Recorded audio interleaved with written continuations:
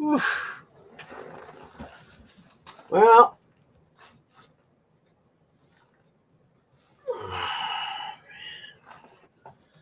just tell me it works. Yeah.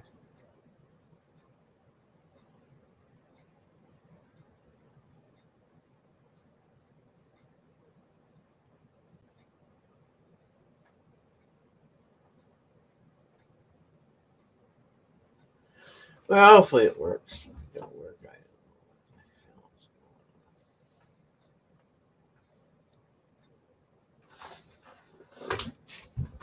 on. All right.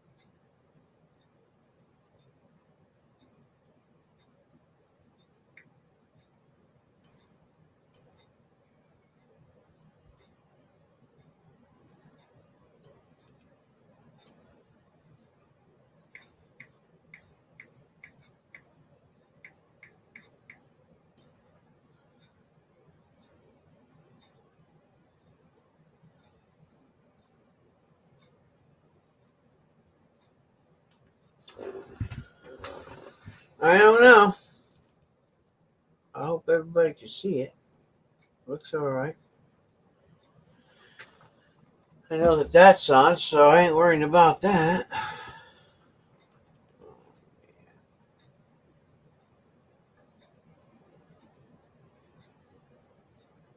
Somebody watching.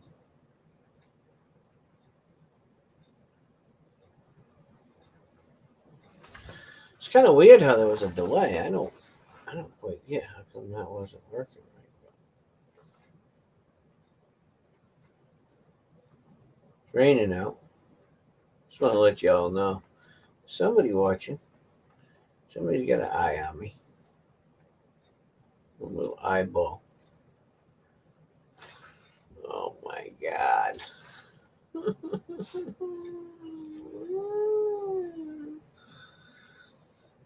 All right. Anyways, guys, I came on to let you loose because I know there's a lot of things going on, and I was talking to a few people today. Dealers, and some friends I've been dealing with for years, and trying to pick up coins for them. And oh my god, guys, you just don't know. I have to listen to it from everybody.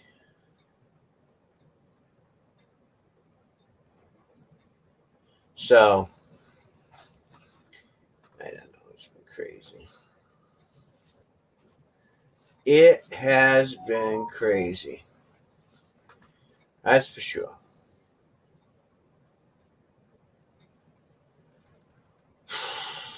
I think most of us have come to the conclusion that there is not a shortage of silver. There is no way that dealers can have thousands upon thousands upon thousands upon thousands upon thousands of ounces of silver. And the mint has none. I mean, unless they're just sourcing it out from one source, which I know that that's not how the mint does things. They usually have um, different sources that they go through. So they can get planchets from the Perth Mint, not a problem. I know they can. And then Golden State Mint, they're licensed to do it too here in America. So what I'm trying to understand here is how they can't outsource, get some silver from dealers, you know, 1,000 ounce bars, whatever they need. That's hey, what's up, George? And do it that way. I just don't. I don't get it. I don't understand why they can't, you know, source it out. It doesn't make sense to me. I know that they should. They're the U.S. Mint, for God's sakes. You mean tell me they can't resource out? I mean, if they can't do something simple like that, I'm worried about the Mint. I think the problem is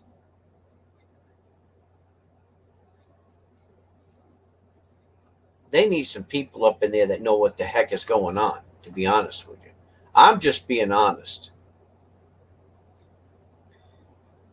because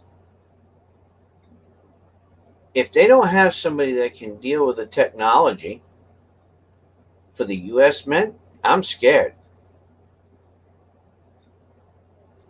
Really? What about your security? I mean, I just don't get it.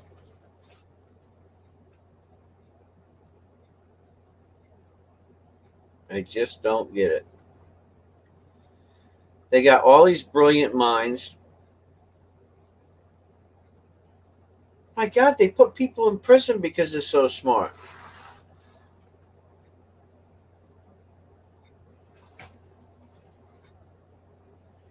Look, here's the thing.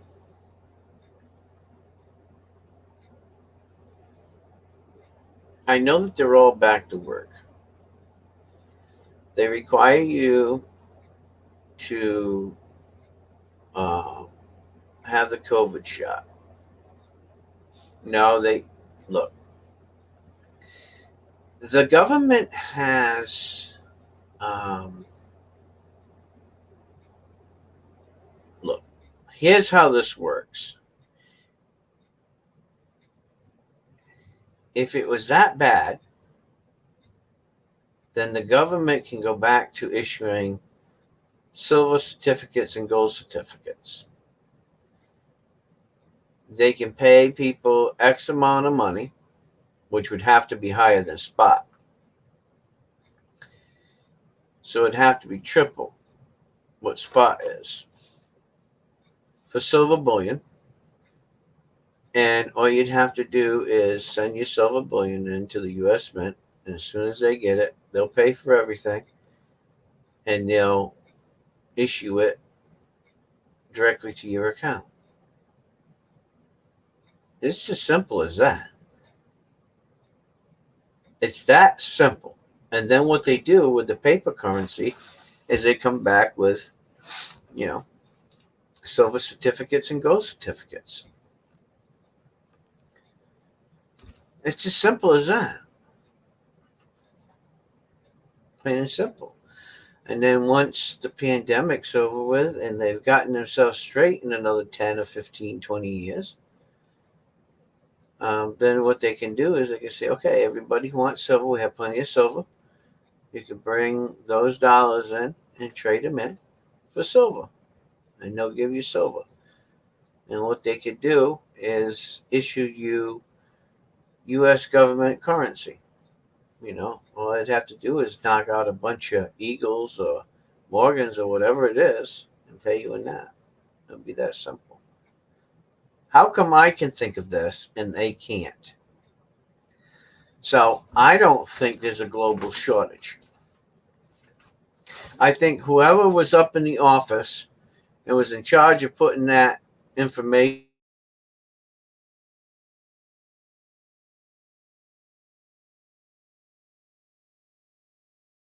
on probably should have thought it through before they, you know, put that up. I mean, I'm just saying. I'm trying to figure it all out, but it's not.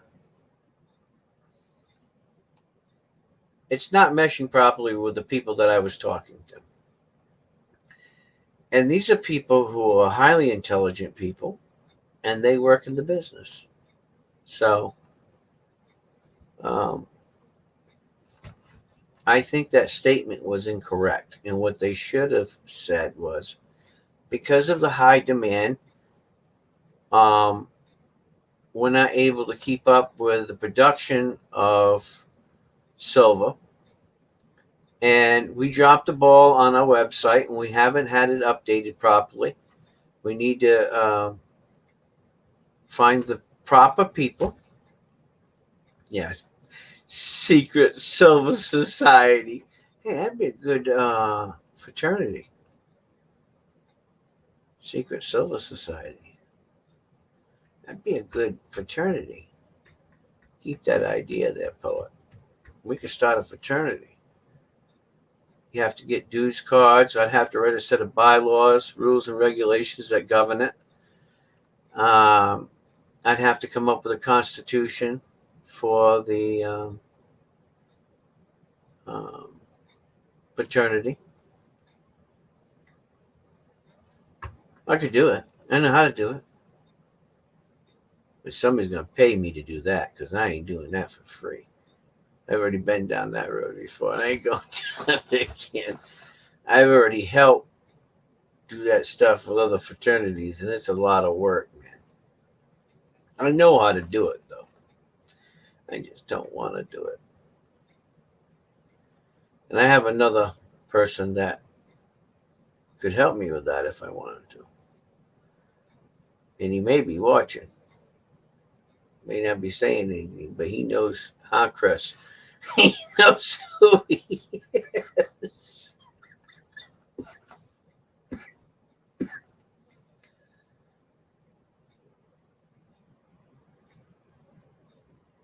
He had membership cards on rolling paper. You mean like Rolling Bones paper? Zigzags? Oh, my Lord. George. That ain't a fraternity. That's just let's get stoned. That's what that is. Was you in college?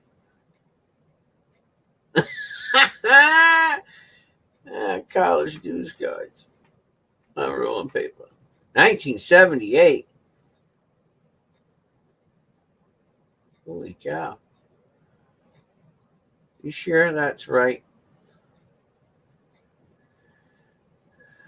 Let's see. When was you born? 58? High school? That ain't a fraternity. You don't have. Get out of here.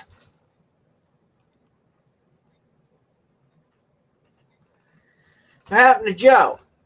He left? He didn't want to come back? I guess Joe didn't want to come back. He got scared.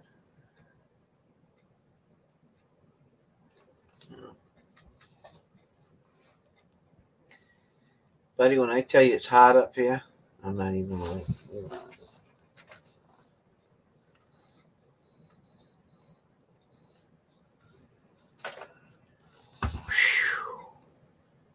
If I didn't get pegged for being so hot, I'd take my clothes off.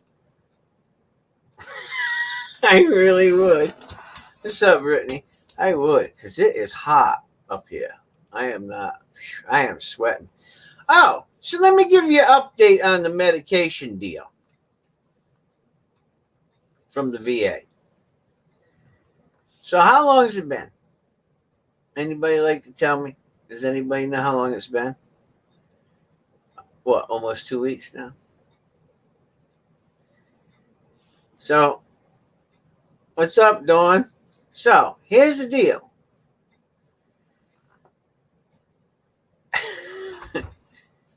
So, just for all you veterans that want to know how this works from the pharmacist's mouth, what the pharmacist at the VA does is they have 3 different types for each medicine or so, right? Some of them may have more, right? So here we go. So I've been under certain medication for, I don't know, for 25 years, right? And I've been on it straight for about, I don't know how many years. But anyway. So the first batch, 35% of what they were getting in of this medication, and it's a controlled substance, they were shorted from the manufacturer. I can't say who it was or what the medicine is, but they were shorted on it. And it's a controlled substance, right? They figured it out, so they stopped getting them. So what they do is they go to the next person in line and get it from them. Well, what happened was it was different than the other one, and it had different compounds, and it's been making me sweat. And I don't know if my doctor's thinking I need to go on Weight Watchers or something, but man, I've been sweating my buns off. God have mercy. I'm serious. Hot? Oh my God. I'm having menopause. Not menopause, menopause. So I feel bad for women going through menopause because menopause sucks. I'm just saying. So guess what? Hey, what's up, Esther? What's going on? So anyway, they're changing my meds come next month.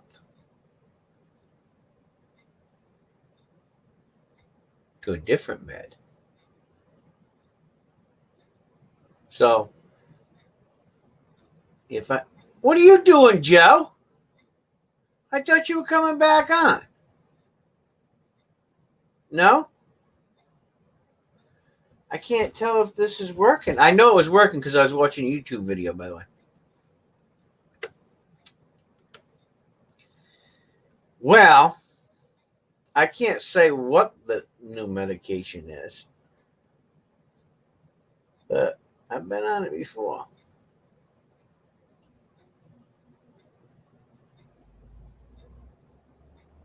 So it's a little stronger.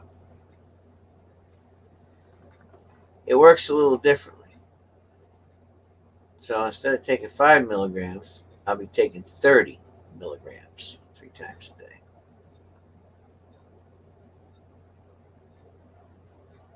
So the only problem, it works great, but the only problem is I can get grumpy on it. That's all I can say.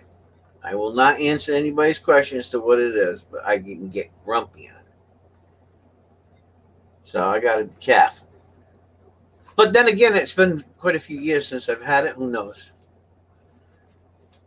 What am I taking it for? If I tell you what I'm taking it for, you can guess because there's only 3 big ones. So it's pain medication for migraine, headaches, shoulders, back, lower hips, and arthritis. So, yeah, estrogen. Yeah, that's what I'm taking. I want to grow some boobs. I want some man boobs. Hell, I'm going through menopause. I might as well have the boobs to go with it, right? Yeah. I don't have to buy so much milk.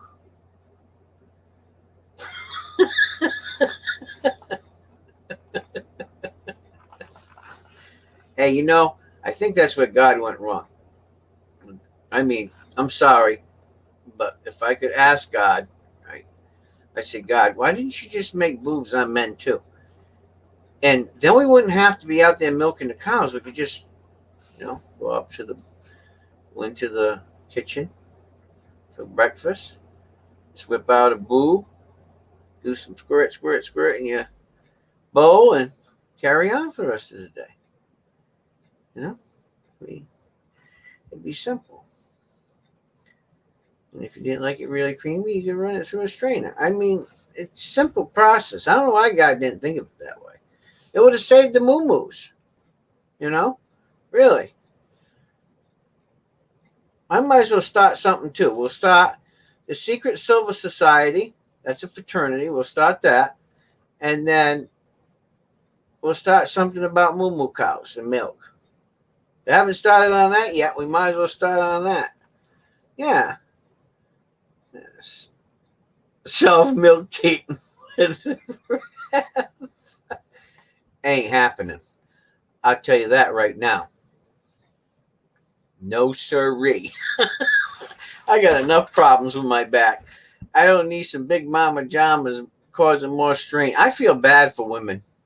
I really do with big breasts because I have I've talked to a lot of people in the congregation that have you know large breasts and they have back problems. I never knew that. What's the matter?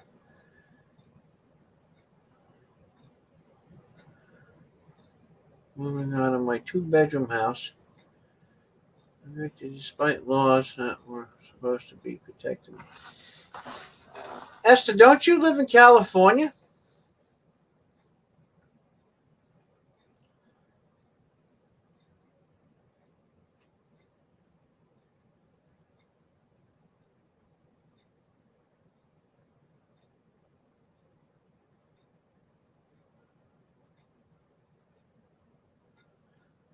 I didn't think they could. Oh, you know what? They did drop that law. There was something that I don't know what it was.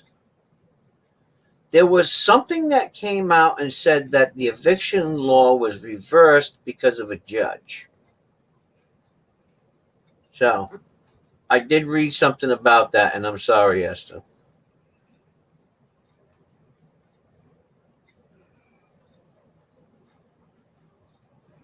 That's terrible.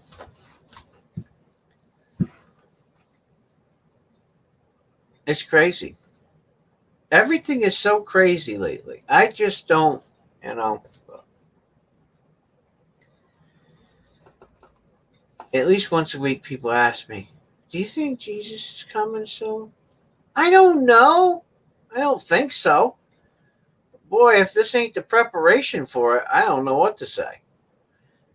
But history has a habit of repeating itself from the stupidity of man. That's what I think. But this too shall surely pass. Did I say that right? Yeah. This too shall surely pass. Yes, that's right.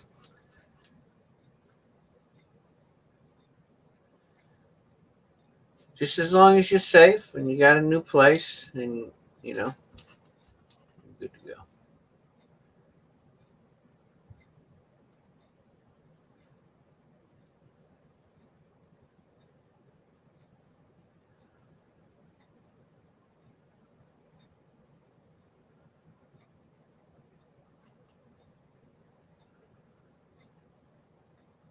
Well, do you like your new place? You know, I'm going to say something. Don't take this wrong. But for some reason, I got to say it. You know, I've been in certain circumstances in my life, right? Back when I was younger. And it always seems like God uprooted me from one place to go to somewhere else for some reason. And I don't know what it was. And then you find out. It's like weird. So who knows? Maybe it's some burdens are blessings and some blessings are burdens, as they say. So let's hope that maybe it'll be a blessing in disguise. Who knows? You know. Hey, if everybody's safe and you got a roof over your head now, you know, I've been there several times in my life. I know. I didn't always have stuff. I didn't always have things. I grew up in a poor family. Well, my dad and mom were poor, but you know.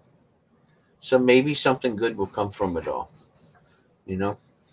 Let's hope and pray that that does happen for you. I try to look at the brighter side of things, not always the negativity of it. I watched a documentary, and it was about, I can't remember what the name of it was. It was these guys. This guy had a son, and the mogul killed him. And somehow he knew it because he called his dad and talked to him about something. Well, the father went to the guy that killed his son, and well, actually was in court, and he was really upset, right? And this is a Christian guy. He was really upset. Whole family wanted revenge, right? So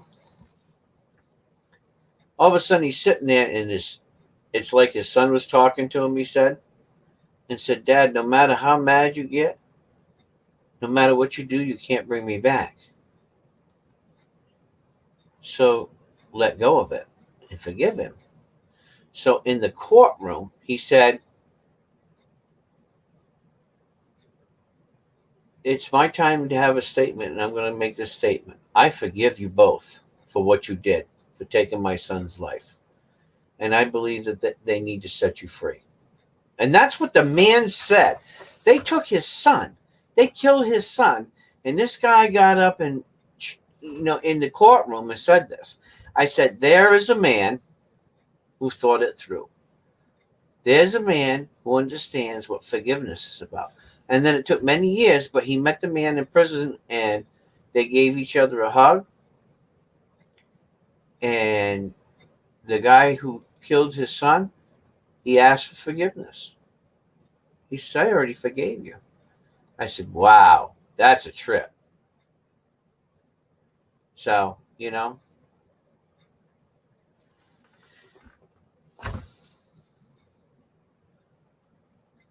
So in my world, it's not so easy to always, forgive. Or sometimes it's easy to say the words that you forgive, but you never forget. And by never forgetting, have you ever really forgiven the person totally? So, it's just one of them things. Everybody's different. But I hope and pray that things come your way, good things come your way, and maybe this is a big blessing. And you will soon find out. Because if it's because of God, it will happen quick. And you will see it coming. And you're going to know. So be paying attention. God's an amazing God. And he doesn't always do it the way we think he's going to do it. And sometimes he puts the challenge to us before he brings something beautiful into our life. Because he has to see if we're ready for it. So keep your eyes open. That's what I say. Keep your eyes open.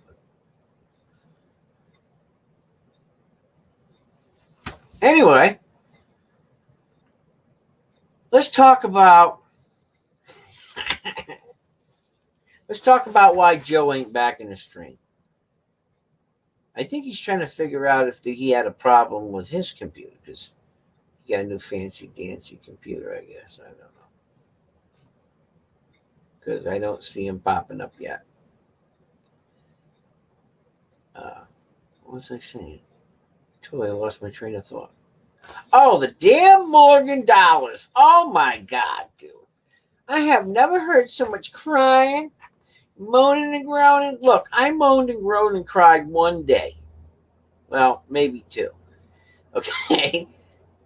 But these people are just off their rocker about this stuff. I mean, hey, look, looks like I got. Look. Where am I at here? Look, looks like I got little horns.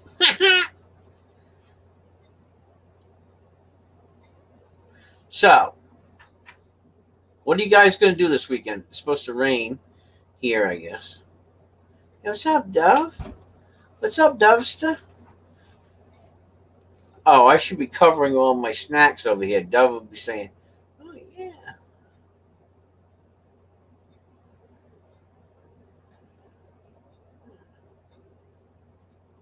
Esther, you didn't have your husband with you, or you divorced?"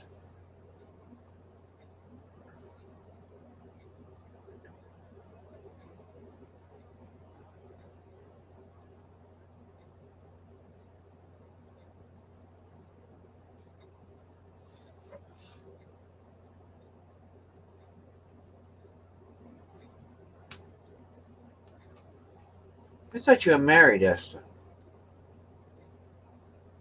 To show what I know.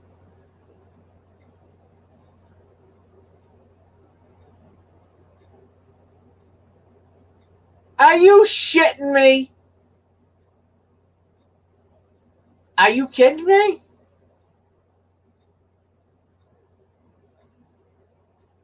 For reals? You didn't even lift a finger?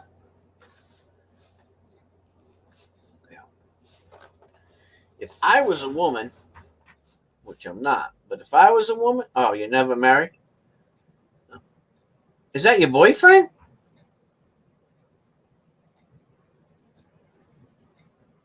Help me out here so I can give you a little Reverend Bob advice.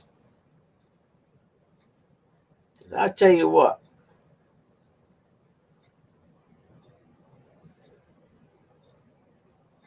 I'll tell you right now. Is he? Wait a minute. I got to figure this out. Are you still with this guy? Is he your boyfriend or is he just the kid's dad? I would send his ass packing. And I don't care if he hears me or not. He needs to get off his dead ass and help. What's wrong with him? I don't get that. I don't understand. Unless he's disabled, then I would understand. You know, I mean, if he's in a wheelchair or something like that, he's crippled, then I understand. But he's not. What kind of man watches everybody else do something and doesn't lift a finger to help? I don't get that. I'm sorry. I I mean, I'm just telling you from my heart how I feel about that. I mean, anybody who's moving and doing something should be helped, especially by somebody you've been with for so many years. I don't get it. I mean, whether he's working or not, you should at least be helping some. I mean, I don't know what anybody else thinks. I'm just bold. I just say what's on my heart. Because let me tell you right now, if you think, if you think for a moment that I would ever get away with that, not in a million years. I mean, granted, everything, I pay for everything, but, you know, you think Mary, if you think Mary could move all this stuff, no. Now, when we moved to this house, when I bought this house, which was about 6 years ago, I think, it was raining. And I had my friend Dave, my friend Chris, my brother. I think somebody else helped me too. Mary Ann. I can't remember who else. And let me tell you, we packed it up.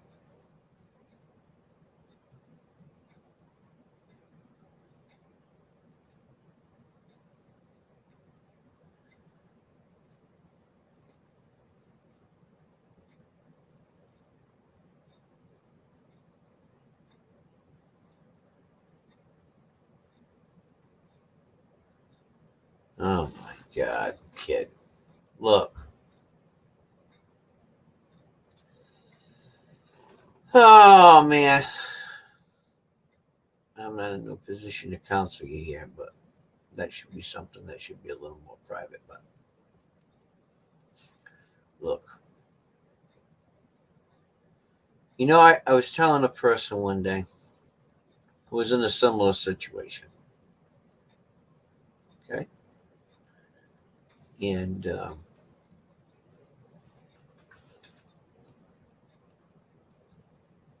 it was kind of an odd thing, but he was the same way. And one day, I had long counseling sessions with her. I just listened, you know, and I really didn't give too much advice until I knew all of the circumstances because I wanted to hear their side of it. And he was arrogant when he talked to me, right? And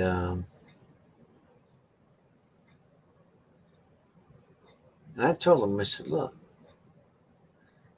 the first sign of you knowing that you are wrong is your arrogance and how you're swearing at my face like it was my fault. I wasn't the one that wasn't doing anything.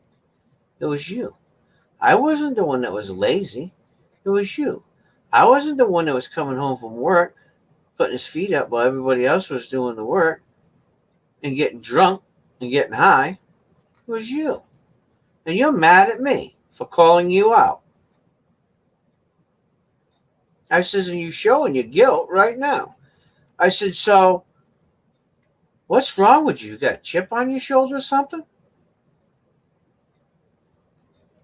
Never had your ass whooped? And he just looked at me. He couldn't believe I was talking to him like that. I said, well, there's got to be something wrong with your head to watch that little lady do all that work. And her sister and her brother. Well, they got it done, didn't they? I said, it's not the point. I said, I says, if you don't straighten up, she's going to end up leaving you. She ain't going to leave me because I make the money. I said, look, if you don't have cemented love, which it seems to me you don't have cemented love, you just got comfortable with each other and you live with each other because you're comfortable. It isn't because you love each other, because if you loved her, you would have been diving right into helping her the minute you got home and giving her a kiss and doing little tickles and running around and doing little dances and stuff while you were doing whatever you were supposed to be doing. But that's not the case. I says, and generally, when people are not happy, they only put up with it for so long until they find the strength to move on. I said, so take a little advice from somebody that understands what's going on here. I says, and do yourself a favor and change. If you're not willing to change, and the other person, your partner, wants change, you have a problem. A serious problem. And people get scared. They think that they're locked into these relationships. Look, it's not how it works. Love is the glue that bonds you together. It's not money. It's not sex. And by God, I learned about children, you know? So take some advice and think it over. Have a long talk. Find out if that person really loves you. Test it. Sometimes it's good to test love. It really is. Because everybody deserves happiness. Everybody deserves to be loved. And not just to be comfortable. That's just how I'm saying it.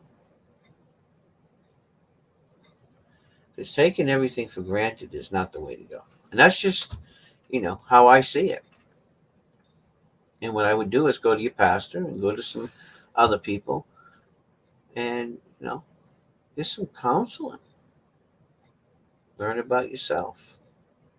Learn what you need to do, you know, or how you can fix your relationship. Because that's not fair. That's not loving somebody, not helping them, you know. I could understand it if he worked a late shift, you know, and he's tired, he needs to come home and go to sleep. I get it. If he's working all night long and he comes home, he's probably beat and he wants to just, go to bed, especially if he's working like second shift or third shift or something, and he's got odd hours. Now I can understand, but he should be chipping in a little bit of something, packing some boxes or taking some tables apart or something, you know. I realize there's always a struggle in relationships. And I realize there's always a scared part. What if?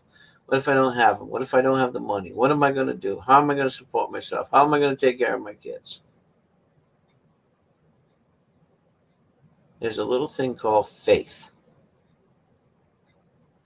And we all take faith for granted too. Because if you don't have faith, real faith, then you'll never be able to break out. And I'm being honest.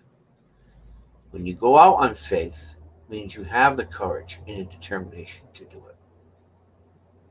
And sometimes you have to look inside of yourself, deep inside of yourself.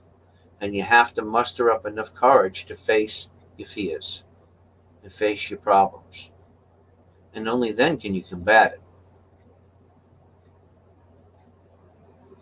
I'm just saying. Now, generally, I don't talk to people like this on this channel because that's not what my channel is about. But in a certain circumstance that has been presented to me, I'm going to address it. And that's my advice. Don't walk through life carrying these heavy burdens when you already got so many. I'm just being honest.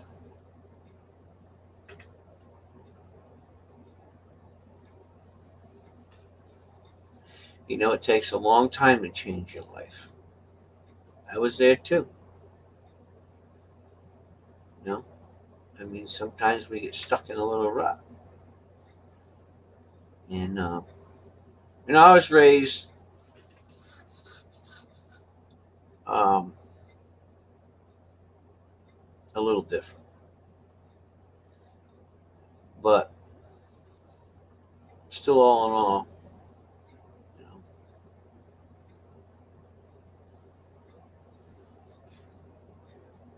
just saying how I take everything in when people talk to me as a pastor.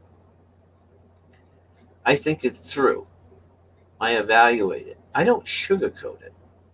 There's a lot of pastors that love to sugarcoat stuff. They love to pamper stuff.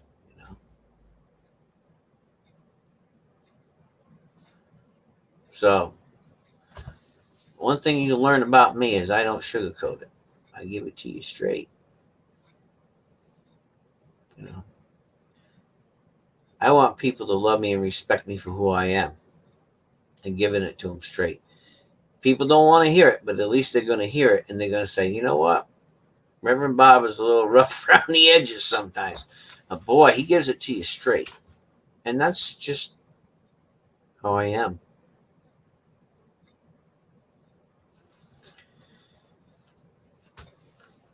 I've spent my life, every day I make mistakes. Every day I fall short. And I try to do better. And it's an ongoing struggle. And when I give people advice. So if I always give advice that's real and straight and stuff that's happened over and over again that I've seen happen from being a pastor and a minister all these years. Reverend Brown used to say to me, sometimes you're going to have difficult situations that are going to be brought to you. And you need to be honest. And tell them honestly the approach they need to take.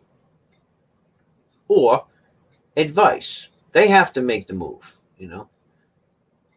Seriously. It's all about you making the moves, son. I'll never tell you what to do, but I give you some advice, some things that you need to think about. But if you're happy with everything that's going on, then keep going on. If not, I learned in combat. Something. You got to know your enemy, right?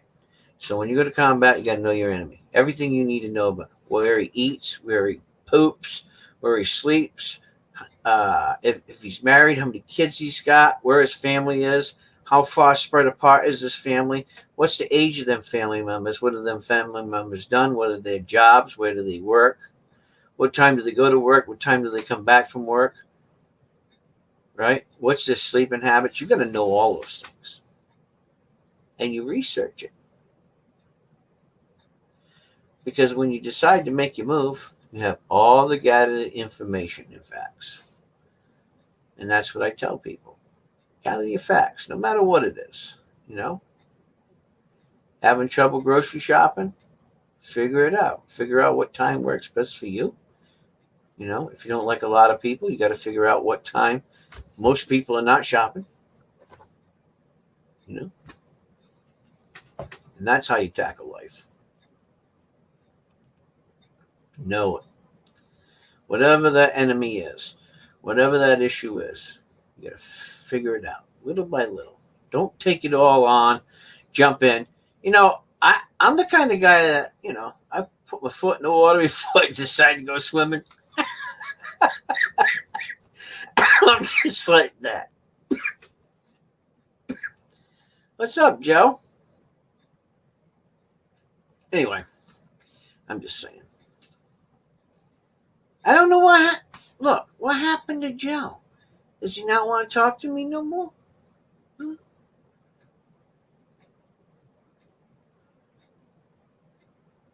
Guess not. I'm talking about the other Joe, not you, Joe. I'm talking about Texas Joe.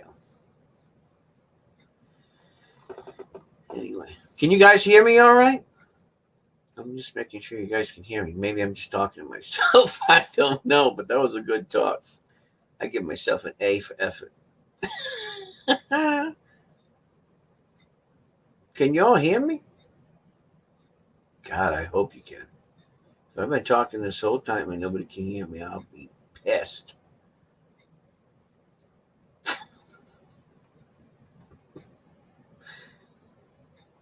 Ah. All right, go. Thank you, Brittany.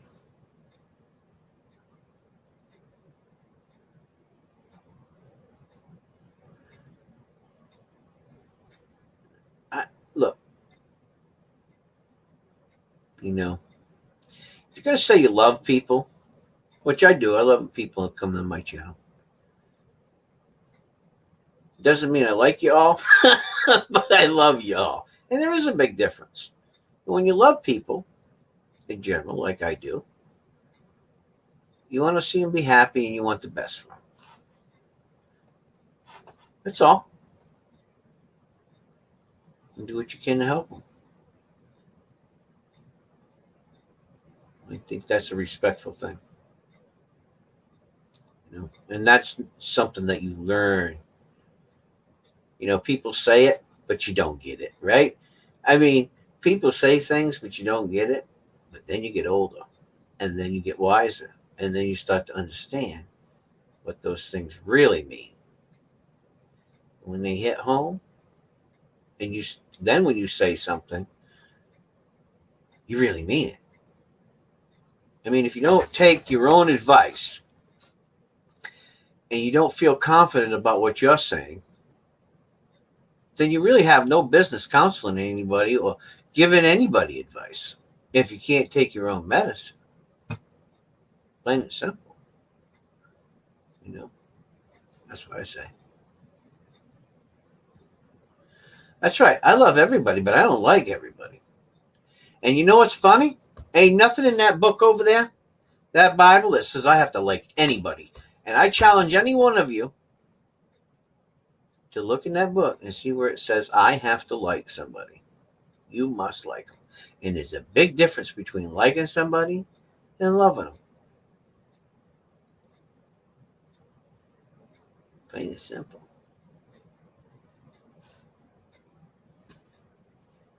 Anyway, let's get off that subject because you need some lifting up. You don't need no more of this Pastor Bob giving a speech. Oh my God. So I started on my go-kart, my big go-kart today.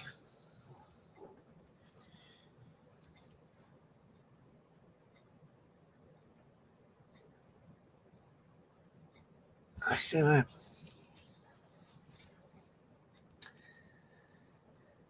and I had to change the carburetor on that. And then I put new pedals on my other go-kart. And I'm riding around, I'm going, man, that sounds awful funny. Something sounds funny. I'm taking the corner and it's not feeling right, right? So I drive it back up to the house and I look. In the right rear bar that goes to where the wheels are was snapped right off. I was like, can you believe that? So I welded that. And then I looked down and I seen another weld bust. I had to weld that. Then I seen another weld. I was like, so I got done with it all. And I felt a drop of rain. I was like, thank you, Lord, for at least letting me finish this before you decided to let it rain.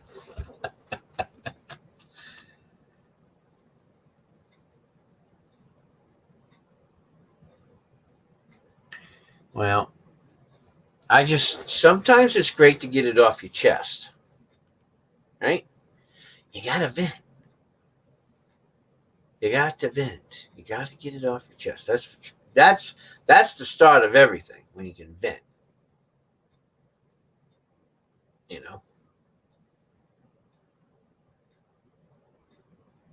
the big thing is approaching the problem. And my advice is take it slow. Don't go in the ring with boxing gloves and not knowing what you're going to do. You got to plan everything. And maybe it'll all work out. Because if you don't approach it the right way, it's just going to make it ugly. Because look, one thing that Reverend Bob's learned is there's somebody for everybody. There's someone to love and appreciate you and like you for who you are. And sometimes it's not always the person that you're with. And it took me a long time to figure that out. I had one of those relationships. Actually, I had a couple of them. You know, when I was younger, all I was about was, I was all about sex. Loved it all the time. And here's the problem. When I got older, there were more important things to me than the sex. Now, don't get me wrong, the sex is always great, but there's a sense of responsibility too. When you have kids and other things, you've got to organize your life. And when the other person isn't on par with that and isn't ready to give up the have fun and party and get freaky every night and all that stuff, it becomes difficult. What I really don't like is when they don't understand something, right? Something's bothering you and they keep gnawing at you and irritating you and pissing you off to the last little thread of holding on before you freak out, right? And I know those times too, right? I'm just getting better at walking away. I really am. You know, gotta learn when you gotta walk away. That's a tough thing too, boy. Because I'm one of them kind of guys that don't like to lose a conversation, and I'll sit there and fight to the last tooth and nail. And I've learned that sometimes it's okay when you lose the battle or you lose a conversation willingly because you allowed it to happen. It isn't that you couldn't take control of it, you allowed it to happen. And they don't even know it. The other person don't even know that you allowed it. You didn't give them any power, and you didn't drain yourself of energy, because you got to be very careful about people draining your energy, right? So you learn to conserve your energy for another time. Remember that.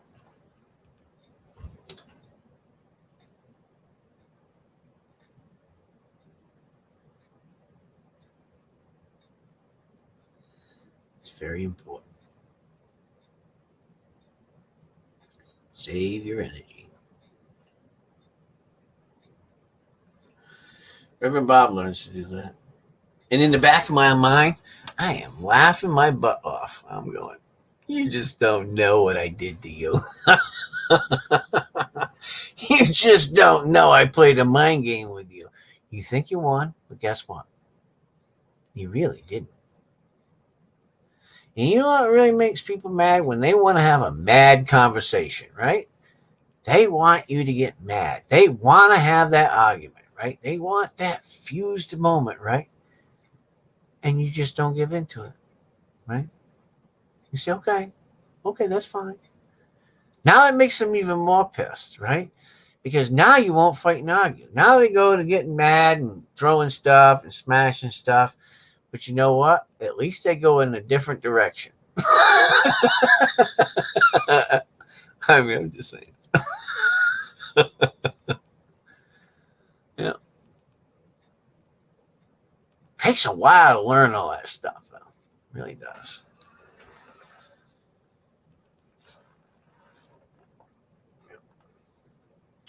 I had a girlfriend that was drunk. I mean, she was a belligerent, mean drunk. I mean, mean. Punch you right in the face, throw stuff at you. Oh, yeah, I don't know how many times. She brought up on charges like 6 or 7 times from different people, domestics. Just bad. And you know, the sad thing is she's a very smart person when she's sober. And she's a pretty woman. She's a nice person. And she can be a nice person. But you know what? It's like she struggles with herself and she loves the liquor more. And she's lost everything so far. And she keeps losing it. Because I think with her, it has to hit rock bottom, and she hasn't hit rock bottom yet. You know? And, different people tell me about it, and I say, you know what? She's a fool. And I told her family, and they thought I was a fool, and now they see it. So, it's sad. Hey, not my problem. I tried and tried and tried. And then you get to a point where you got to do this. You know what this is? You wash your hands of it and you heave it over your shoulder and forget about it and move on.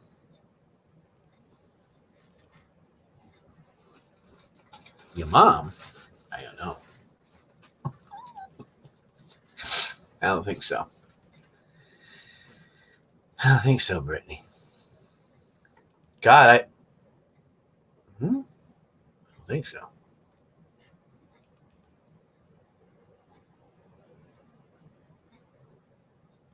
Don't be confusing me. A minute.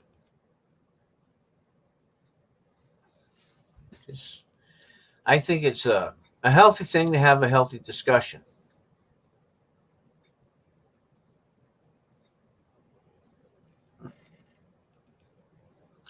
I'm sorry to hear that, Brittany, but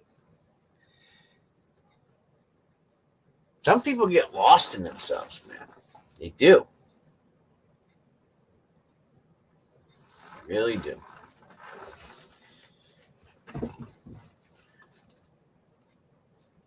Sad.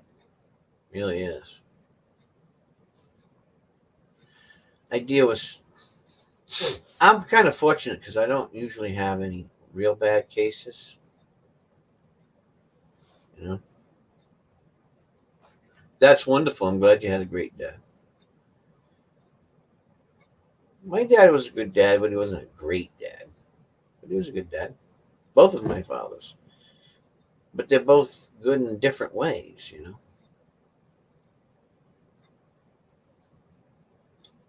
But they both had different ways they needed to grow up.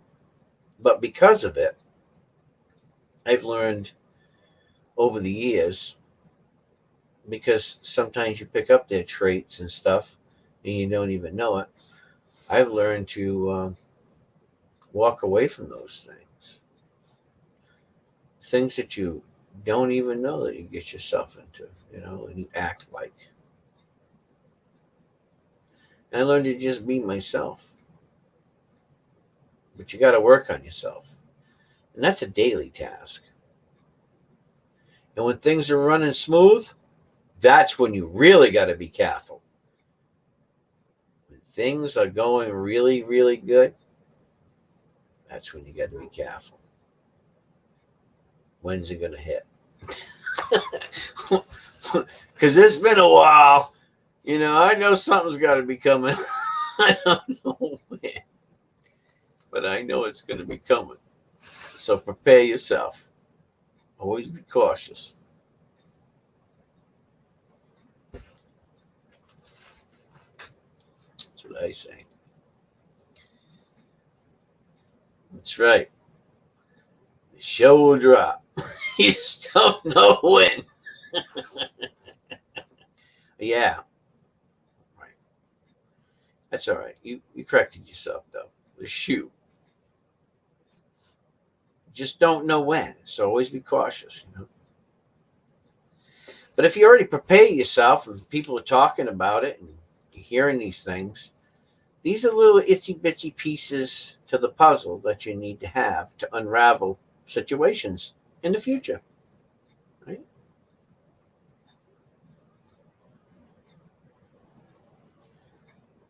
That's right. Don't let your guard down.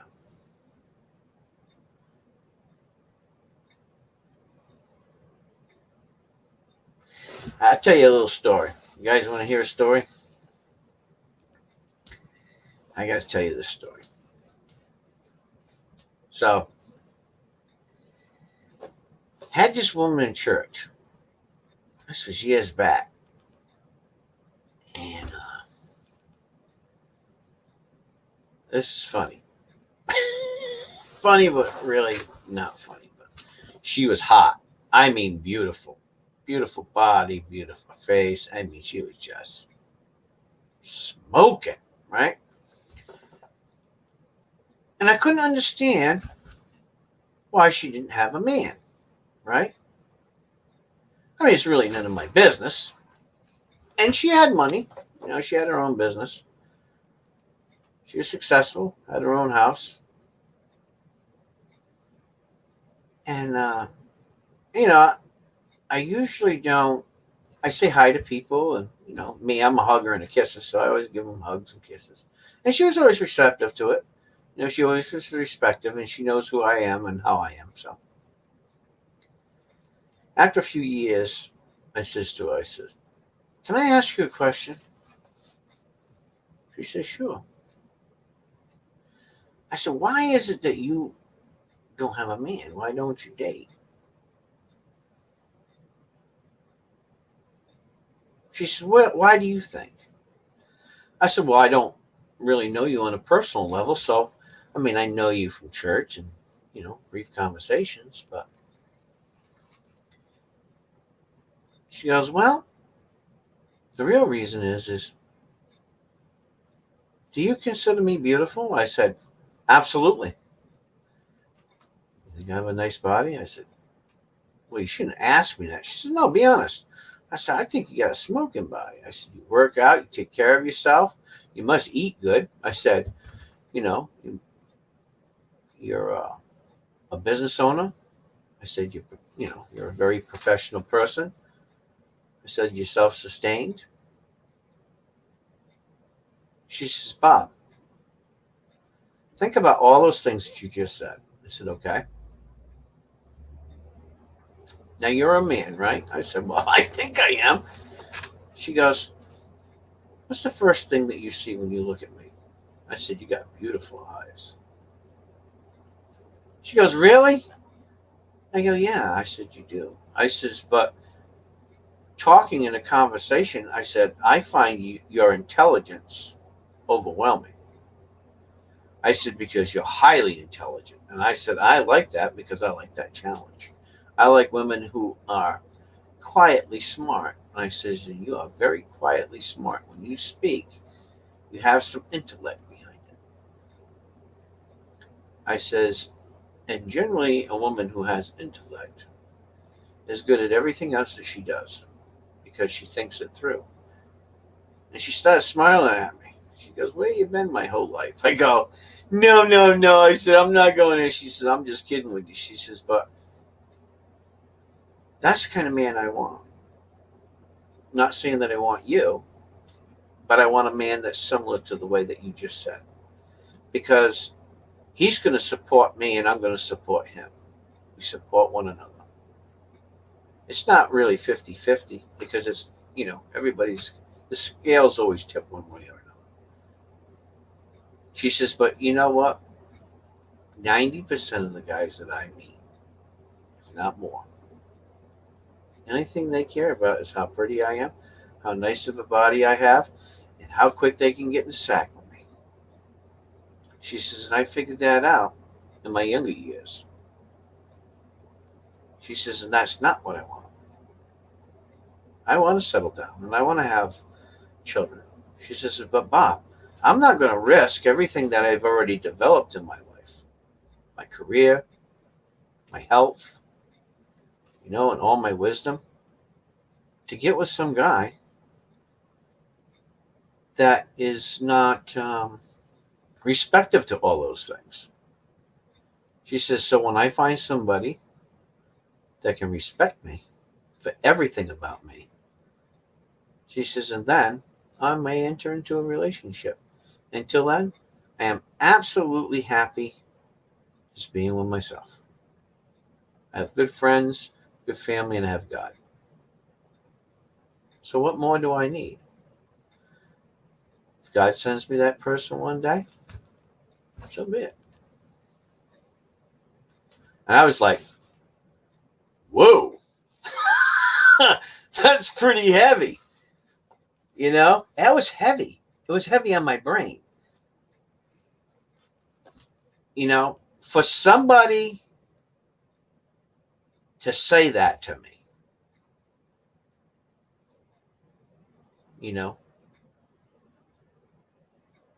and I thought, that is something special. She has her shit together. She knows what she wants. She's not in a rush. She's probably been beaten down, and she didn't tell me about that part. But I bet somewhere along the line she was beaten down. She may have lost a love, somebody that she loved, but they couldn't see things her way or want to do things, or cared about her career or her dreams or goals. So she moved on and she found another way of doing it because she wanted to be happy in more than one way. My hat's off to her. I haven't talked to her many, many years, but I sure hope to God that she found some happiness because I knew there would be somebody for her. Because there's guys like that too. It's not that rare. It's just takes time. And generally, older guys usually have most, not all. They get it figured out because they've already been through it. they've already done the stupidity and they grew up and they found themselves and they figured it out. Is that always the case? No. I've seen younger guys that have their crap together, you know, the gentlemen, the good guys. Look, nobody's perfect. We're all going to screw up, plain and simple. But for the most part, had it together. So, you know,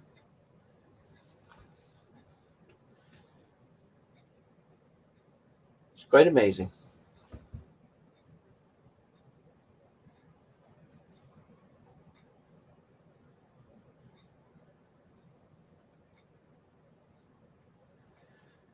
Really, Esther? Think about those words that you just put up there. I want you to read what you put in that chat box. I want you to read what you wrote.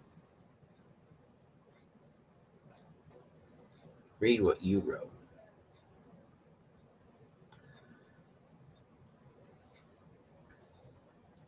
Take a little bit of that cough syrup that you just wrote in that one little paragraph. That's your start. If it works for you. If that medicine don't work, I'm sure you can figure out the medicine that you need. Hey Esther, are you German? Du kannst sprechen ein klein bisschen Deutsch, ja?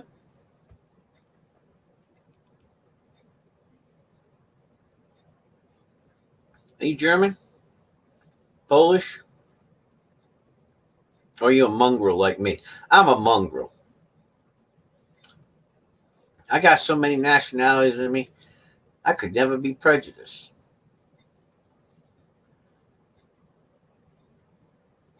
I suppose I could be prejudiced. But... Polish, Swedish, Finnish, and not German? Well, the Swiss are right next to the Germans, so, you know.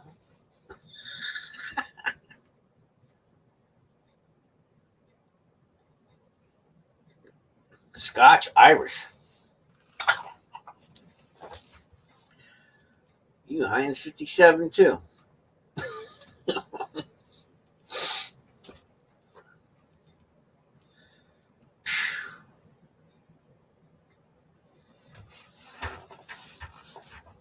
was telling my brothers the other day, right? So, look. Some of the family wants to bring my dad back to Maine, right? His cremated remains. Some want to do this, some want to do that, right? So my brother's going to get some of the cremated remains. So my dad says something to him about being put in gold or something, right? I don't know.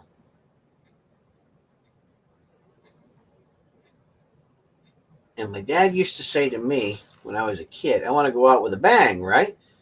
I was thinking about that. I said, you know what we could do? We could wrap up some of Dad's cremated remains, right? In some gold. Put it in a shotgun shell and let it rip.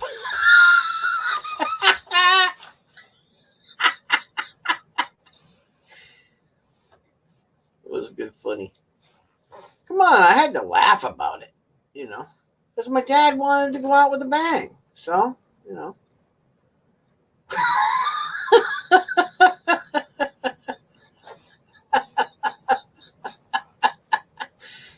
Hey, look, if that was my father's request, and then they're talking about where to put it. I said, well, you can't put cremated remains in fresh water. You can't do it. It's illegal. If you do it, you have to have special permission for it. It has to be done where the river runs fast and that animals and things like that are not going to get to the cremated remains and they're going to disperse and they have to be fine and they have to be able to go quick. You know what I mean?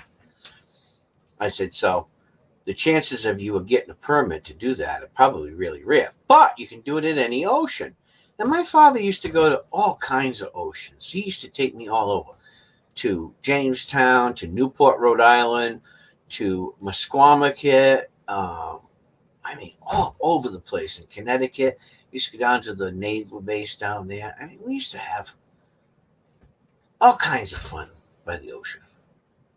I said, so just spread my dad all around. My dad used to go all around, just spread them all around. Look, there ain't nothing that God can't bring back together. And believe me, it's going to be a new body anyway, so it doesn't really make a difference.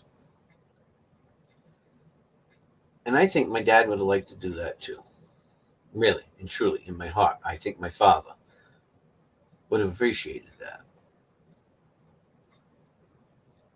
The freshwater thing, my dad would have thought that was dull. That wasn't my dad. Yeah, I could make, I was thinking about maybe I could take his cremated remains with some gold and silver and make it low gold content. And, I could make a bullet casting and cast it and put it in brass and put it around our necks or whatever. I could do something like that for my dad's cremated remains. Who knows? I could do a lot of things. You could put them in epoxy or whatever, so I see why you couldn't do that. Who knows? We'll figure something out. Whatever my little brother wants, because he's the baby, whatever he asks me to do, I'll help him. Because he ain't got over it, and being the baby. Me, I'm the oldest, so when my dad, he's my stepdad, he adopted me, right? He was young. I was 10 years old, and he was 19. So he had 9 years on me. So, we got to do more fun things together. I had fun years when he was young. So it's different. We weren't just father and son, we were friends. So it was a little different for me. And then my brother Tom, well, to be honest with you, to give you the straight and honest truth, he got the shit end of the stick, to be honest. But he became a good man. My mom, raised him. And I think she did a pretty good job. I mean, he's kind of a mama's boy. But, my brother grew up to be a good man. He's been through a lot of things in his lifetime, and I'm pretty proud of what he's become. He's a successful person. He's a federal officer. He's got a big family, and I'm proud of him. And he should be proud of himself. I mean, we don't see each other a lot, but that's just how it is in my family.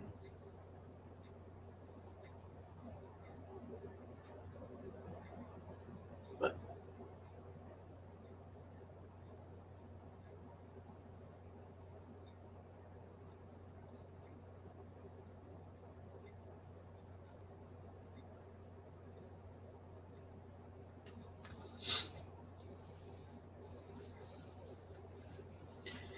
yeah.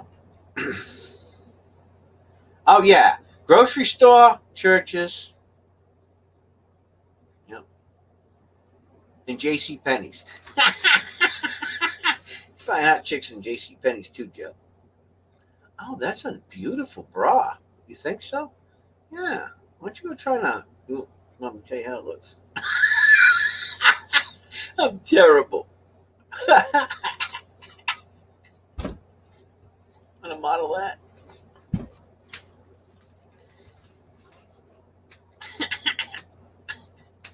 I had to say a funny. I really did. I had to say a funny.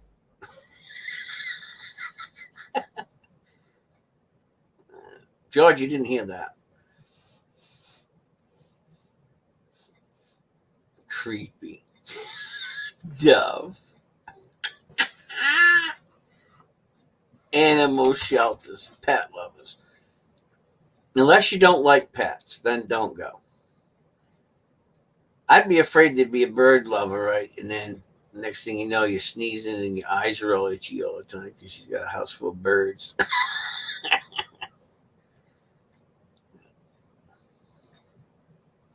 Me and Mary, we love, you know, we love animals, but birds are not our thing. Birds outside, that's cool. We got these birds, they like to fly in on the porch every so often. I don't know what they're doing, trying to check stuff out, I guess. I don't know. Who knows?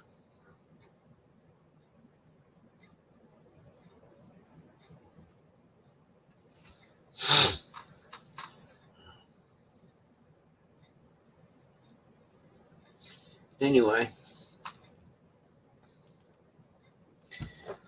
can't believe Joe left me. Texas Joe left me. Never came back.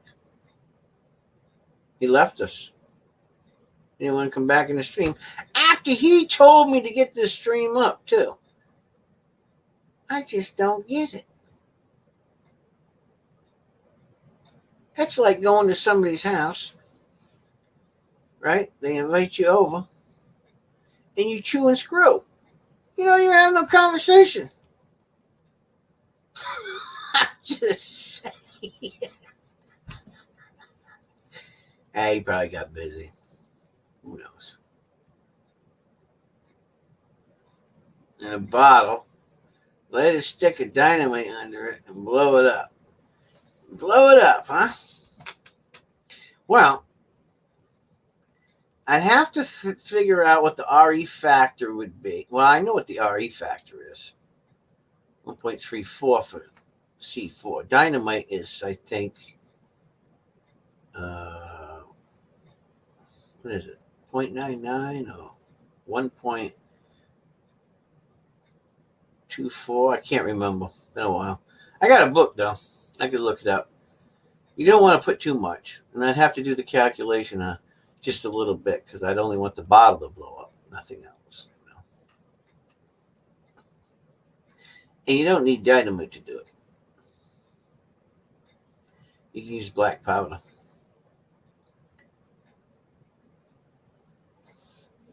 That way it'd be a smoking good show.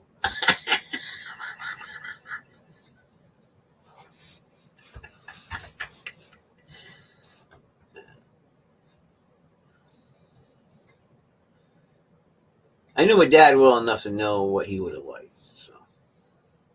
And he'd have thought everything that we're talking about would have been funny. That's just how he was. He wasn't a kid. As long as he had fun doing it,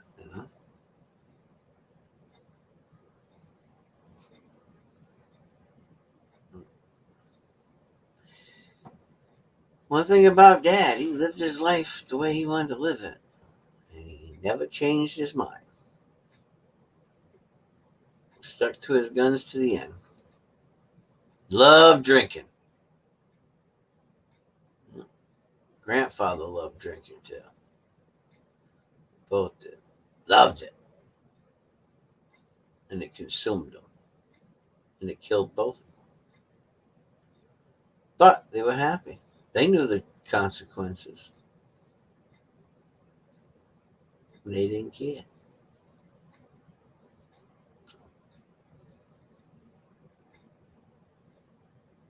Whatever.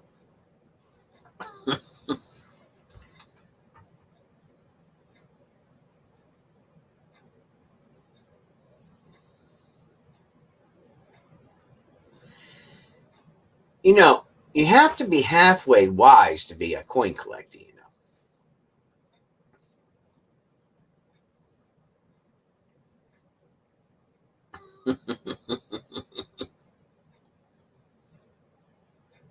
I actually know a little bit about something anyway.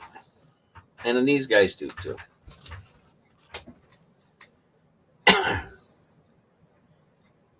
Someday I'm going to go out and visit Old Soul Poet. And I think what I'm going to do when I go to visit him, I'm going to show up one day. I'm just going to show up. Unexpected.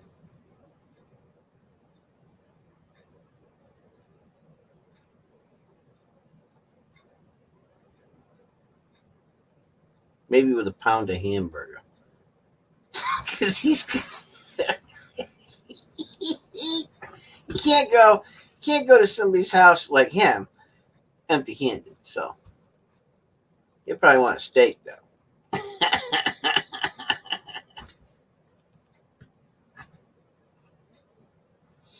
Yeah, I know.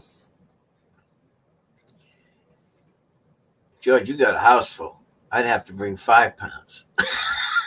I'm just saying, we need it. I'll bring a little barbecue and we can just I'll hijack you for a few hours and we'll have our own little meal.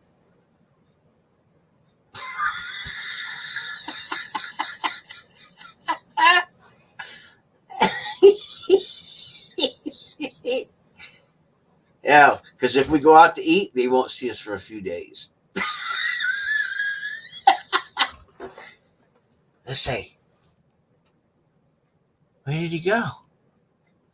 Have a barn. That's too close. They'd be interrupting us. And we don't need to be interrupted while we're eating. Because I'm sure there wouldn't be much conversation going on except past the plate.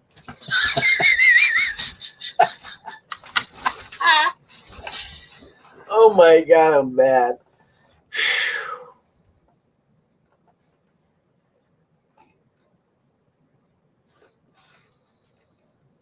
That is how I do it, though. I would like to do it that way. I say I'm on my way, but you never know what day it's coming. That's how I'll say it. So if I ever say that to you, be prepared.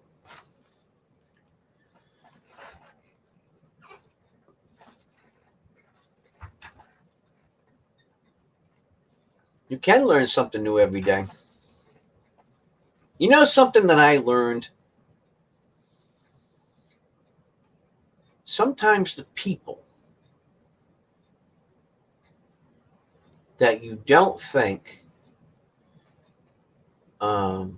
you would be interested in or that you would find have common interest in, you really do. Think about that. You know, one thing that I never wanted to be is something that I'm not.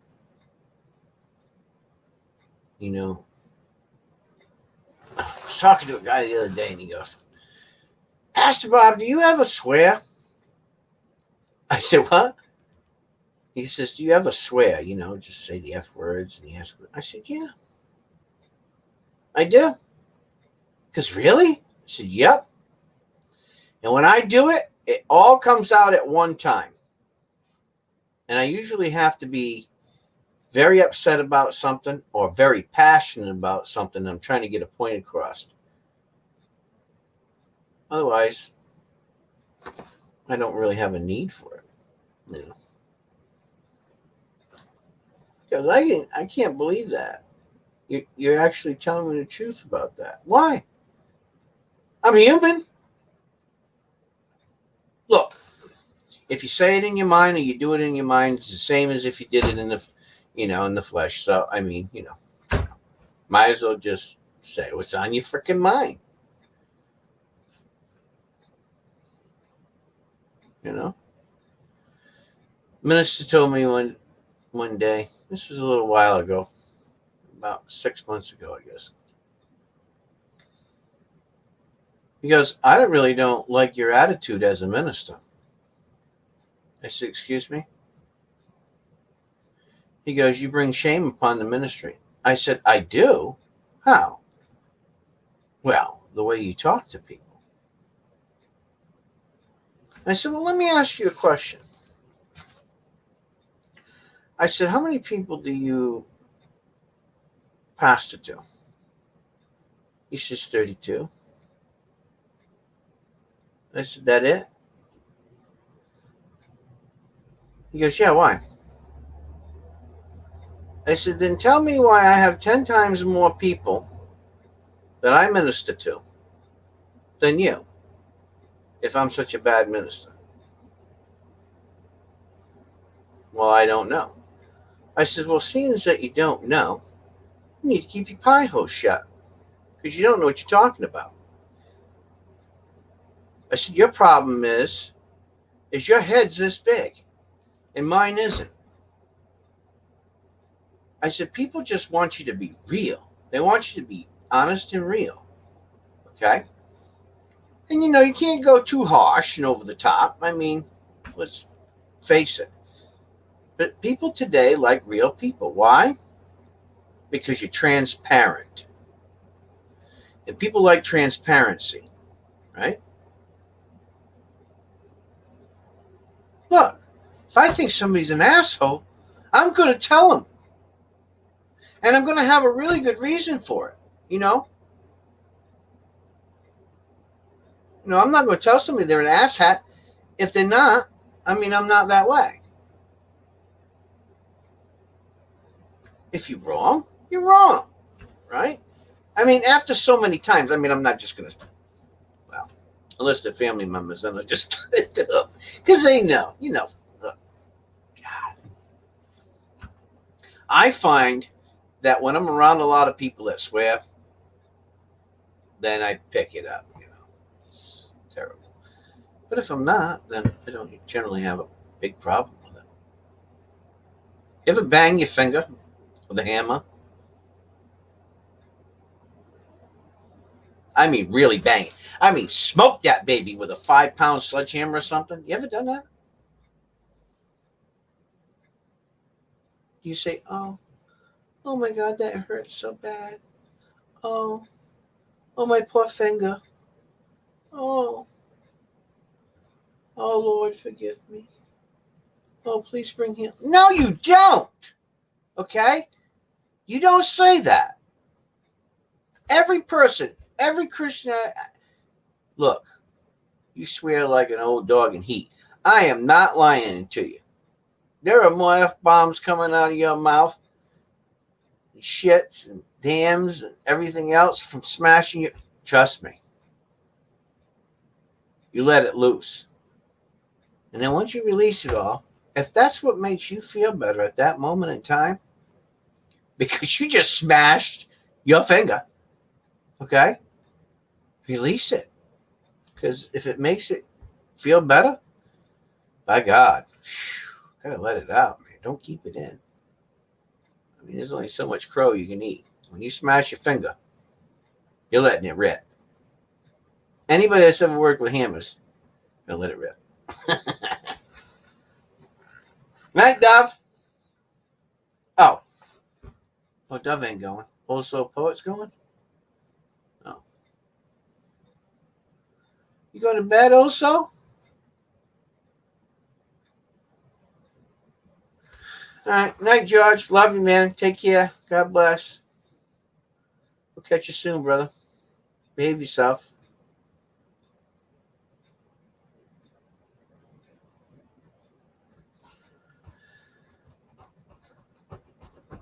Oof.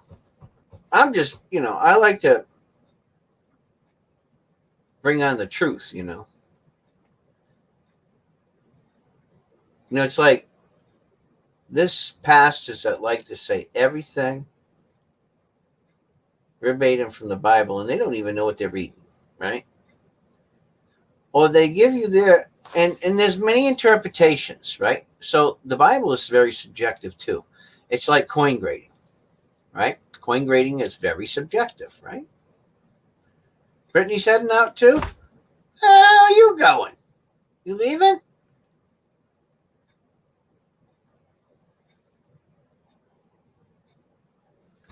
Jeez, everybody's leaving. All right, good night. We'll see you too. Take care. Have a wonderful weekend. Behave yourself.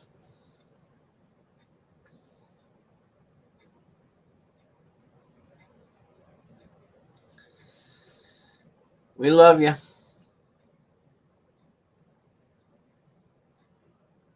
Try not to spend too much money this weekend because I got an auction next weekend.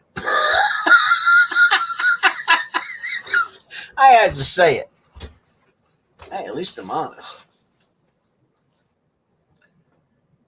Oh my God. Happy Memorial Day weekend.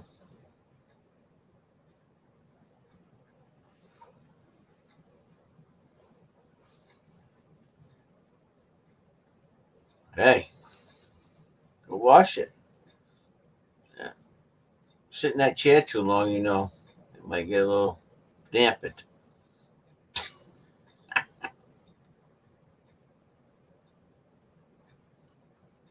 You have what? Joe has what? What does Joe have? What do you have, Joe?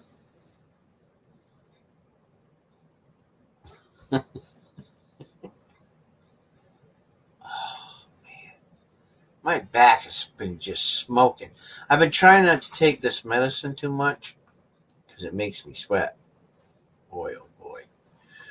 Whew. It's a fight between pain and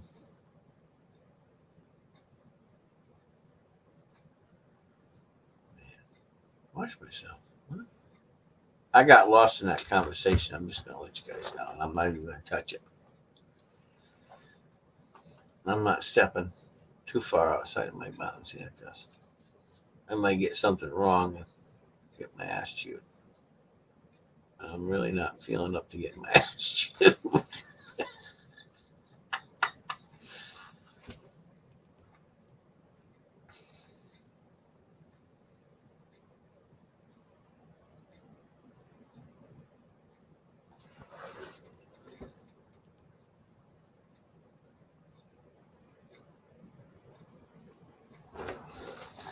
Oh no, that'll never happen.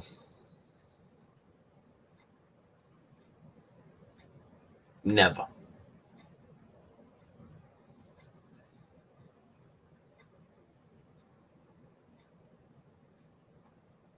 That's right, Joe.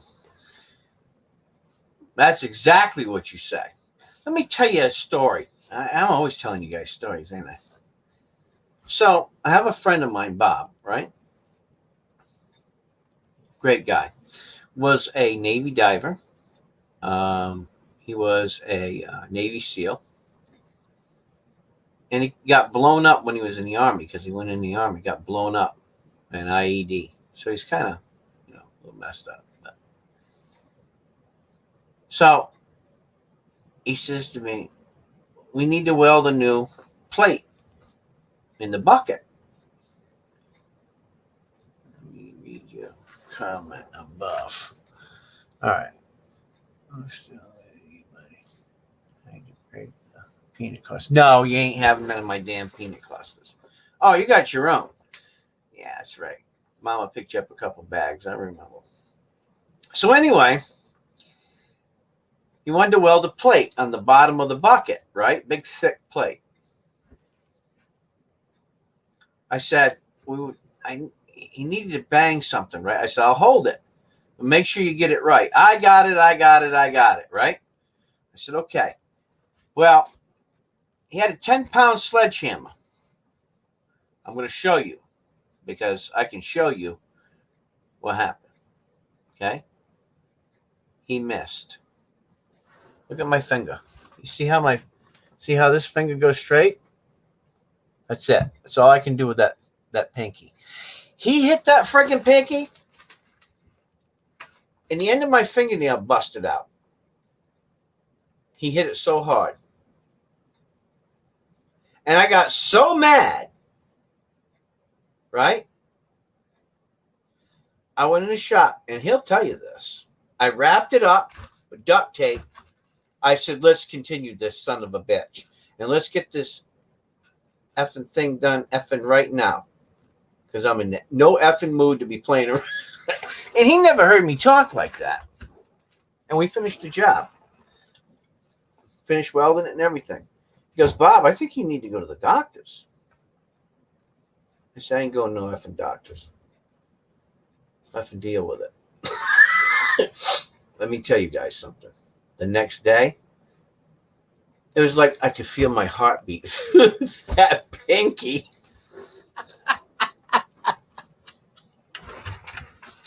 I could feel my heartbeat. That pinky was like that big around, man. I am not lying to you. It was huge. Oh, it hurt. Oh my God. I had to ice it. Whew. Lord have mercy. So, the moral of the story is If you think you trust your buddy, get yourself a pair of freaking pliers and hold it. Because that hurts, man. I'm just saying. I laugh now, but I get mean when I get hurt. I just want to destroy everything. I don't know why that is, but it might be the Irish in me. I don't know. I don't know what side to blame it on. Irish, English. I don't think Cherokee Indians or Blackfeet Indians get raging mad like that. So that's what I'm blaming it on. Damn Irish.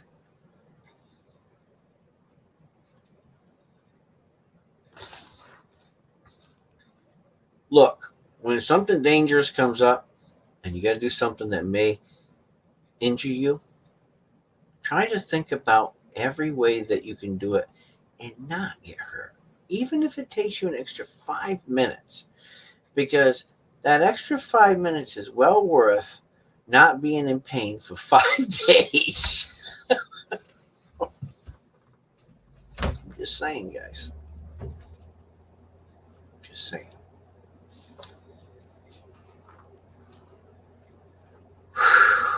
Well, guys, how long have I been on? About an hour and 40 minutes. Yep. So, you guys want to know what the free giveaways are for buying stuff next week? Probably not. You guys don't want to know. I'll put it out in a video this week sometime. I'll leave you in suspense, but you're not going to believe it. It's crazy. It really is. I like when people donate to this channel. It makes life funny. It's really funny. It really is. Because you never know what you're going to get. Yep. They're going to be in there. Rough Tanzanite's going to be in there. Knives are going to be in there. Copper rounds are going to be in there. Oh, yeah. Absolutely. That's right. Hurts like hell. That's your ass. Yep. So we're going to have natural Tanzanite. We're going to have the Morgan rings that I got from JA. And then copper rounds. I got some copper rounds. And I got some knives. You guys ain't even going to believe it. Trust me. So, I was going to just do, one auction for one thing and one auction for another thing and another auction for another thing. You buy so much, you get one. I got a better plan.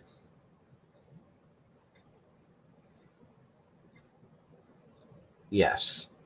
Because people love you guys. They watch and they don't, some people want to help the channel, and help people out,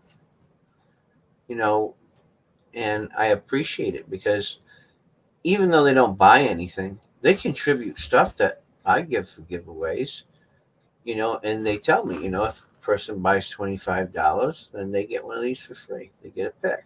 Or if they purchase $50, they get one of these. Well, it helps me too, in a way. So, Now, the knives, actually, are going to be a part of the giveaway. So, if a person buys so much, they get a knife. If a person buys so much, they get a Tanzanite.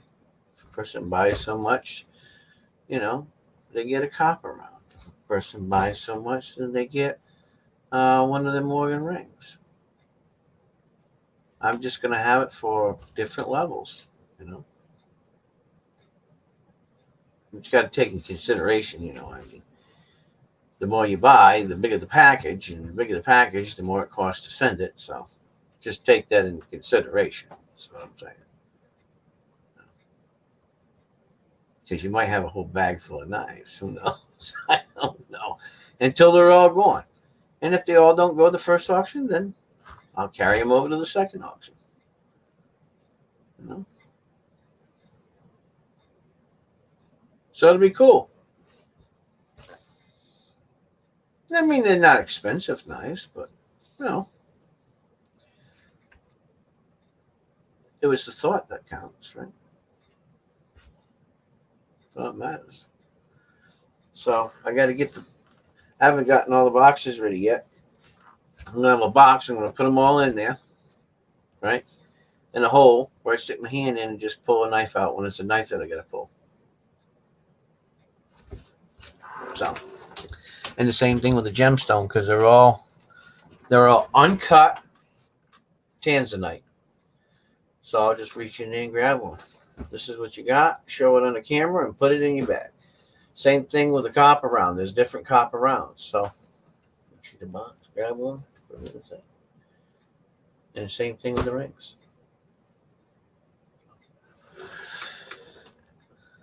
Woo! All right.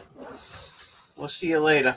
I probably ought to shut it down anyway because it's midnight and I'm still sweating. I don't want to get out of these clothes because it's hot. And you guys don't need to see that. But I love you guys. I really do. And I appreciate your support. And, have fun this weekend, but, stay in control of yourself. Don't go overboard. I'd like to see you again. Don't do nothing stupid. Tell somebody you love them. Give somebody a hug and kiss. Do something nice for somebody. Makes you feel good. Tell people about our channel, what we do.